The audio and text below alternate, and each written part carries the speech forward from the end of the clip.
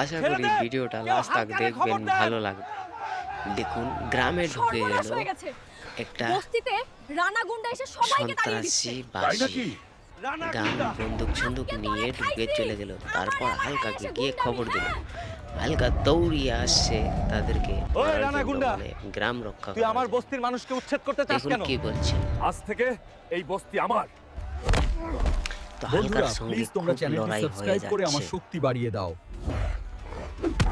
লড়াই হওয়ার পরে দেখুন কে মারপিট করে পায়। তাড়াতাড়ি আপনারা কমেন্ট করে একটু জানিয়ে দিবেন, তাহলেই দেখতে পারবেন যে কে জিততে পারলো কি না পারলো।